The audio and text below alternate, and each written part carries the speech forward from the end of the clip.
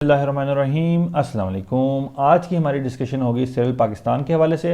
हम डिटेल से इस कंपनी के स्टॉक का टेक्निकल एनालिसिस करेंगे और उसकी मदद से हम देखेंगे कि हमने इस स्टॉक को किस जगह बाई करना है, और अगर आपने ऑलरेडी बाई किया हुआ है तो आपने क्या स्ट्रेटजी जो है वो अपनानी है।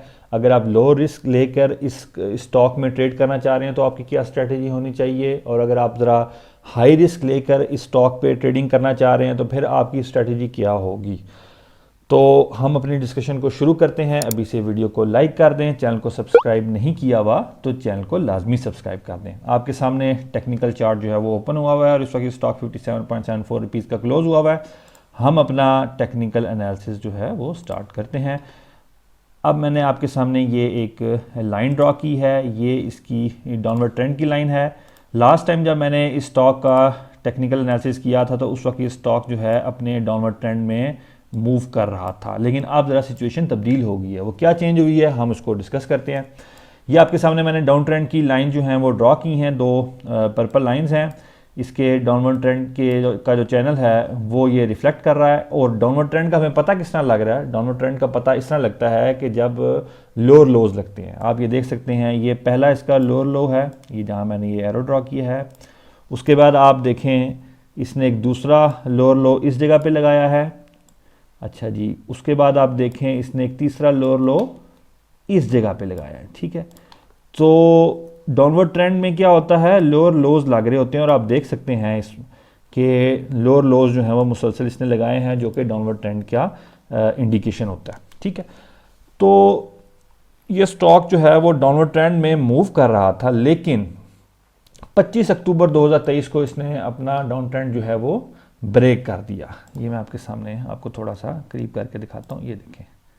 ठीक है, इस जगह पे जहाँ ये मैंने एक सर्कल ड्रॉ किया है ग्रीन कलर से, आप देख सकते हैं कि इसने अपना जो डाउन ट्रेंड था उसको इसने ब्रेक किया। ठीक है, तो 25 अक्टूबर को जो इसका डाउन ट्रेंड था वो ब्रेकआउट हो गया, और उसके बाद आप देख सकते हैं कि स्टॉक मुसलसल जो है ऊपर की तरफ जो है इसने एक जो है मूवमेंट दिखाई, और 57.74 रुपीज़ पे इस वक्त जो है वो क्लोज हुआ है। ये तो अभी इसकी सूरत हाल थी, जो करंट सिचुएशन थी वो मैंने आपके सामने एक्सप्लेन कर दी। अब हम आते हैं इस तरफ कि अगर हमने इसमें बाय करना है लो रिस्क लेकर तो हमारी स्ट्रेटजी क्या हो। अगर हमने थोड़ा सा ज़्यादा रिस्क लेकर इसमें ट्रेडिंग करनी है तो फिर हमारी क्या स्ट्रेटजी होगी। और अगर मैंने ऑलरेडी बाय किया हुआ, यानी अगर आपने ऑलरेडी बाय किया हुआ है तो फिर हमारी स्ट्रेटजी क्या होनी, इसके हवाले से अब हम अपनी डिस्कशन शुरू करते हैं। लेकिन उससे पहले मैं आपको बता दूं कि अगर आप भी ये टेक्निकल एनालिसिस और फंडामेंटल एनालिसिस सीखना चाहते हैं, आप एक सक्सेसफुल ट्रेडर या इन्वेस्टर बनना चाहते हैं, तो आप मेरा स्टॉक मार्केट कोर्स ज्वाइन कर सकते हैं, जिसमें मैं टेक्निकल एनालिसिस भी डिटेल में कवर करता हूं, मैं फंडामेंटल एनालिसिस भी कवर करता हूं, मैं कैसे ट्रेड इन्वेस्ट कर रहा हूं डिटेल में डिस्कशन करता हूं।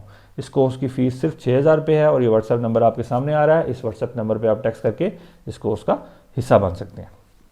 ठीक है जी, तो हमने अभी तक कवर ये किया है कि सेरेल पाकिस्तान का जो इस वक्त का करंट सिचुएशन है वो मैंने आपके सामने डिटेल में एक्सप्लेन की। मैंने आपको बताया कि स्टॉक डाउन ट्रेंड में मूव कर रहा था। 25 अक्टूबर 2023 को इसने अपना डाउन ट्रेंड ब्रेक कर दिया, जो कि मैंने आपके सामने जो है वो एक्सप्लेन भी किया हुआ है।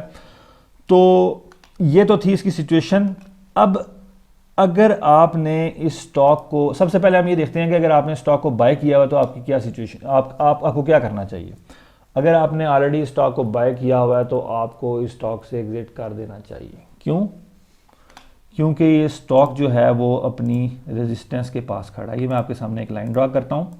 ठीक है, ये मैंने आपके सामने लाइन ड्रॉ की है, और आप देख सकते हैं ये इसकी जो रेजिस्टेंस है वो 60.09 रुपीज़ पे है। और आप देख सकते हैं, थोड़ा करीब करके भी देखें तो देखें, जैसे ही इसने इस जगह को टच किया वहाँ से 60.09 रुपीज़ से स्टॉक नीचे गिरा है 57.74 रुपीज़ पर, प्रॉफिट टेकिंग हुई है। तो आपने अगर स्टॉक को बाय किया हुआ था तो आपको इस जगह पे सेल कर लेना चाहिए प्रॉफिट लेकर। और अगर आपने ऑलरेडी इसको बाय कर लिया हुआ है तो ये आप गलती कर चुके हुए हैं। जितना जल्दी आप इससे इस वक्त निकल सकते हैं निकल जाएं। ठीक हो गया। तो पहले तो हमने ये सिचुएशन क्लियर कर दी उन लोगों के लिए जिन्होंने ऑलरेडी इसको बाय किया हुआ है। अब हम आते हैं कि आप अगर इसमें ट्रेड करना चाहते हैं, आप इसमें एंट्री लेना चाहते हैं, तो आपकी स्ट्रैटेजी क्या होनी चाहिए। सबसे पहले हम देखते हैं, अगर आप रिस्क लो रखना चाहते हैं तो फिर आपकी ट्रेडिंग स्ट्रैटेजी क्या होगी। ठीक है, ये देखें मैंने आपके सामने एक और लाइन ड्रॉ की है, ज़रा इसको आपने समझना है, ठीक है। ये जो दूसरी रेड लाइन ड्रॉ की है इसको आप देखें, ये दोनों जो रेड लाइंस हैं ये एक फॉर्मेशन जो है वो इंडिकेट कर रही हैं, उसको कहते हैं ब्रॉडनिंग फॉर्मेशन, ठीक है। तो डाउन ट्रेंड इसने ब्रेक किया है, लेकिन इस वक्त ये स्टॉक एक ब्रॉडनिंग फॉर्मेशन में मूव कर रहा है। ये जो दो, एक ये रेड लाइन और ये जो सामने नीचे वाली रेड लाइन है, ये एक ब्रॉडनिंग फॉर्मेशन इसको कहते हैं, ये बनाई हुई है इसने, और ये स्टॉक इस वक्त उस फॉर्मेशन के अंदर मूव कर रहा है। तो अगर आप अपना रिस्क लेवल लो रख कर इसमें ट्रेड करना चाह रहे हैं तो आपको क्या करना होगा, आपको वेट करना होगा कि ये इसकी जो ऊपर वाली लाइन है, रेड वाली लाइन, जो कि इसकी रेजिस्टेंस लाइन भी है, जो कि 60.09 रुपीज़ के करीब बनती है, इसको जब ये ब्रेक कर दे और इससे ऊपर क्लोज हो तो फिर आपने इसमें एंट्री करनी है, ठीक है। फिर आप इसमें एंट्री करेंगे और आप टारगेट प्राइस रखेंगे 77 रुपीज़ का, ठीक हो गया। तो लो रिस्क रख के जो लोग ट्रेड करना चाह रहे हैं वो वेट करें 60.09 रुपीज़ की रेजिस्टेंस के ब्रेकआउट का, और टारगेट प्राइस वो रखेंगे in case of breakout 77 rupees का।